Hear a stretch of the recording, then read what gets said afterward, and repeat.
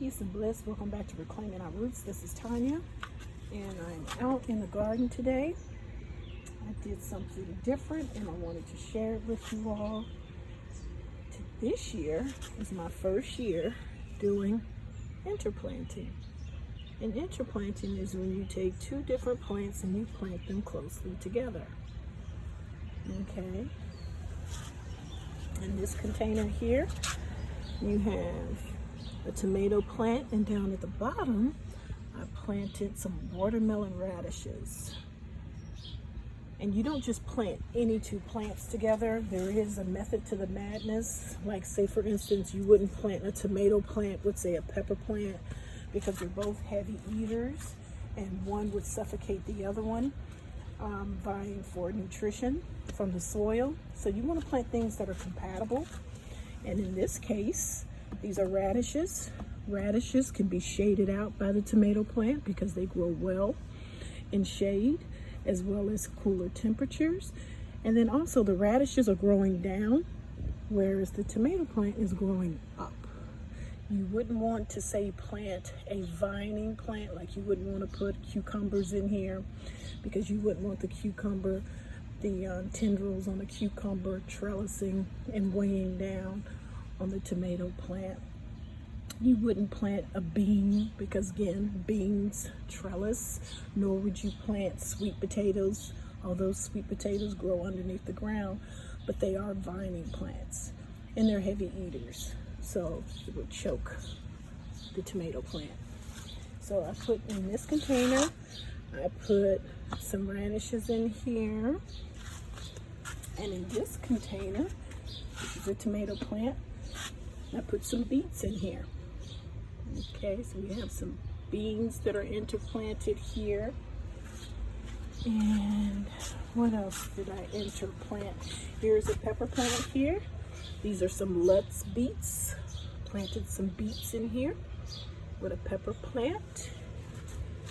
And in this container, we have some more watermelon radishes, again planted with a pepper plant. This container, I have the cosmic purple carrots that I've interplanted with a Dr. White tomato plant. And this is an excellent way for you to economize your space. So when I have my place, as in homestead, I'm going to be making use of my planting plate. By that, I mean, like, I would trim the outer perimeter of my raised beds with either green onions or beets. You want to grow as much as you can. You do not want to just put one plant per container. I've known about interplanting for a very long time, and you can see over here that, like, this here interplanted a marigold, which also helps with pest control, right? Some people call it companion planting, interplanting. They use those words synonymously, interchangeably, I should say, but they mean relatively the same. So it's just making great use of your space and affording you the opportunity to grow more food. So I'm really excited to see how this is going to pan out. These are 20 container garden containers, 20-gallon containers. So yeah, you can grow virtually anything in a 20-gallon container.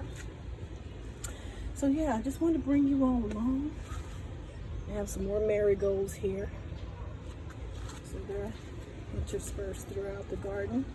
And my attempt is to bring in the pollinators, and that's one issue that I have here, because we're on the side of the house and we don't see very many pollinators. I did see a lot of them at the beginning of the spring season, but now they've started to wane off. I don't see them anymore.